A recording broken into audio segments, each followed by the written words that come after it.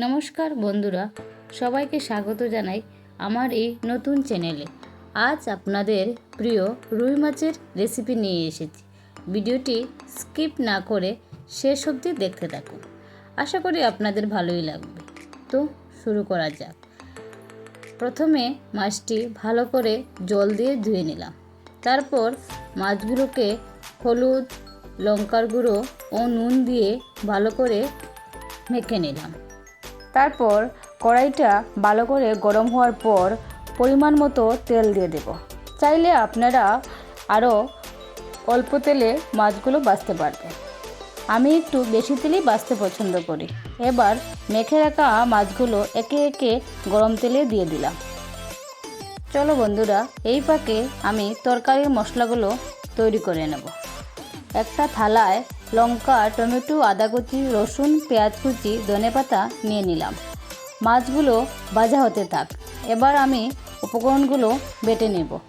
শিলনোড়ায় মশলার স্বাদ দ্বিগুণ বেড়ে যায়। এদিকে মাছগুলো ভাজা হয়ে গেছে। এবার উল্টে পাল্টে নামিয়ে নেব। এবার কড়াইতে পরিমাণ মতো তেল দিয়ে পেঁয়াজ ও কাঁচা লঙ্কা কুচি দিয়ে কিছুক্ষণ হালকা ভেজে নেব।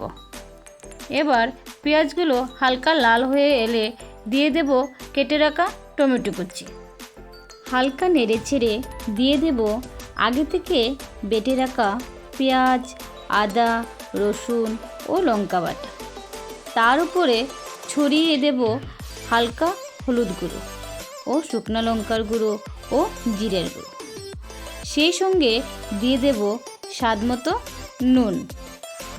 এবার ভালো করে মশলাগুলো কষিয়ে নেব। যখন মশলা থেকে তেল ছেড়ে দেবে ঠিক তখনই ভেজে রাখা মাছগুলো দিয়ে দেব। একটু নেড়ে ছেড়ে ফুটন্ত জল দিয়ে দেব। 5 থেকে 7 মিনিট ফুটিয়ে দিয়ে দেব ধনেপাতা কুচি।